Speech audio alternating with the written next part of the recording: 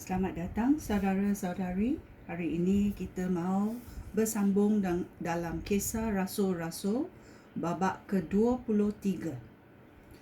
Paulus menatap anggota-anggota majlis agama lalu berkata, "Saudara-saudara, sehingga hari ini hati nurani saya tidak menyalahkan saya tentang kehidupan saya di sisi Allah."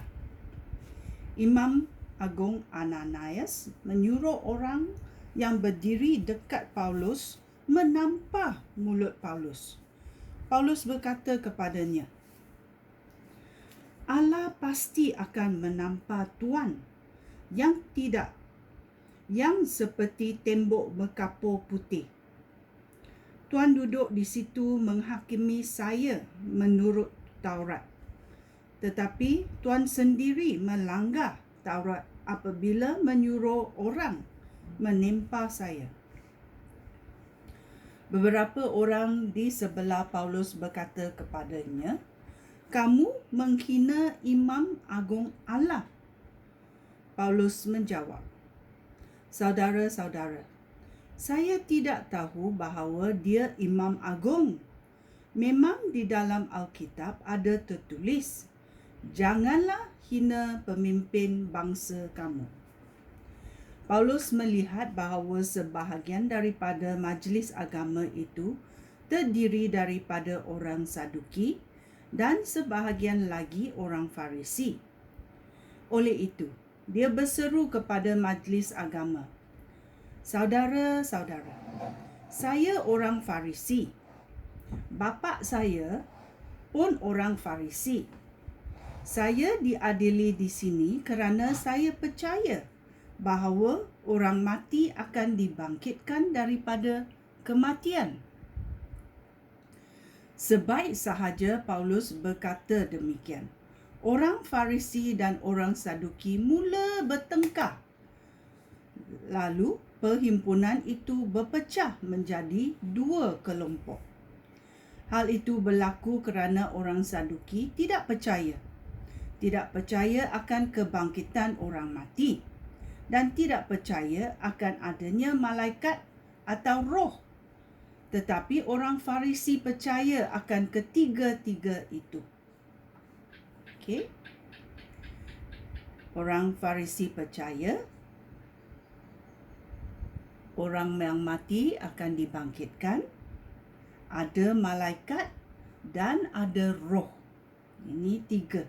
Okey, yang dipercayai orang Farisi. Lalu berlakulah pertengkaran yang sengit. Beberapa orang Farisi yang menjadi guru Taurat berdiri dan membantah dengan keras. Orang ini tidak bersalah. Orang ini tidak bersalah sedikit pun. Barangkali memang ada roh atau malaikat yang berkata-kata kepadanya.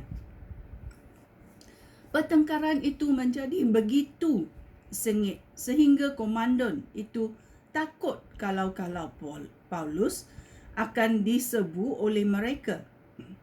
Dia menyuruh askar-askarnya mengambil Paulus dari tengah-tengah mereka dan membawa dia ke kubu. Pada malam itu, Tuhan berdiri di sisi Paulus dan berkata, "Tabahkanlah hati kamu. Engkau sudah memberikan kesaksian kamu tentang aku di Yerusalem. Engkau harus memberikan kesaksian di Roma juga." Pakatan untuk membunuh Paulus. Ayat 12.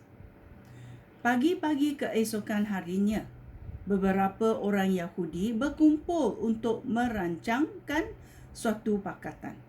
Mereka bersumpah tidak akan makan atau minum sehingga mereka membunuh Paulus. Lebih daripada 40 orang termasuk dalam pakatan itu. Mereka pergi kepada ketua-tua imam dan para pemimpin masyarakat Yahudi. Lalu berkata, "Kami sudah bersumpah tidak akan makan atau minum sehingga kami membunuh Paulus. Oleh itu, Saudara-saudara dan anggota-anggota majlis agama hendaklah mengirim sepucuk surat kepada komando Roma untuk meminta dia membawa Paulus datang menghadap saudara semua, seolah-olah hendak memeriksa perkaranya lagi dengan lebih teliti.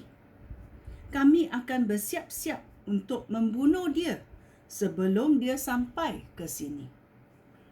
Tetapi anak lelaki saudara perempuan Paulus mendengar berita tentang pakatan itu. Oleh itu, dia masuk ke kubu dan memberitahu Paulus hal itu. Kemudian Paulus memanggil seorang pegawai tentera dan berkata kepadanya, "Bawalah pemuda ini kepada komandan. Dia mahu memberitahu sesuatu kepadanya." Pegawai tentera itu membawa pemuda itu kepada komandan dan berkata, "Paulus, orang tahanan itu, memanggil saya. Dia menyuruh saya membawa pemuda ini kepada tuan kerana dia mahu memberitahu sesuatu kepada tuan." Komandan itu memegang tangan pemuda itu, lalu membawa dia ke samping dan bertanya, "Apa yang hendak kamu beritahu saya?" Pemuda itu menjawab, "Orang Yahudi telah bersepakat meminta tuan membawa Paulus menghadap majlis agama esok, seolah-olah majlis agama hendak memeriksa perkaranya lagi dengan lebih teliti. Janganlah percaya kepada mereka, kerana lebih daripada 40 orang akan bersembunyi untuk menunggu dia. Mereka sudah bersumpah tidak akan makan atau minum sehingga mereka membunuh Paulus. Sekarang mereka sudah siap dan sedang menunggu jawapan tuan." Komandan itu berkata, "Jangan beritahu sesiapa pun bahawa kamu sudah melaporkan hal ini kepada saya." Lalu dia menyuruh pemuda itu pulang. Paulus dihantar kepada Felix. Ayat 23. Kemudian komandan itu memanggil 2 orang pegawai tenteranya dan berkata, "Siapkan 200 orang askar, 70 orang askar berkuda dan 200 orang askar bertombak.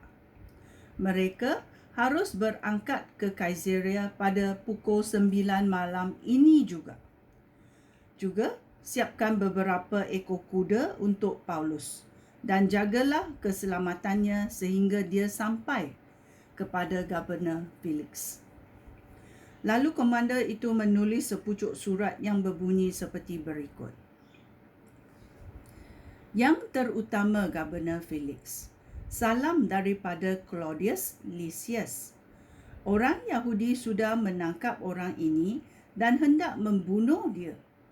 Tetapi saya mendapati dia warga negara Roma. Oleh itu, saya dengan pasukan saya pergi menyelamatkan dia. Saya mahu mengetahui alasan mereka menuduh dia. Maka saya membawa dia ke majlis agama mereka. Saya mendapati tuduhan mereka bersangkutan dengan hukum mereka sendiri. Dia tidak melakukan apa-apa yang patut dihukum dengan hukuman mati ataupun hukuman penjara. Apabila saya diberitahu bahawa orang Yahudi sudah berkomplot untuk membunuh dia, dengan segera saya menghantar dia kepada Tuan Gubernur. Saya menyuruh para pendakwanya mengemukakan tuduhan mereka terhadap dia kepada Tuan Gubernur. Askar-askar itu menjalankan tugas mereka dan membawa Paulus ke Antipatris pada malam itu juga. Keesokan harinya, askar yang berjalan kaki kembali ke kubu, tetapi askar yang berkuda meneruskan perjalanan dengan Paulus.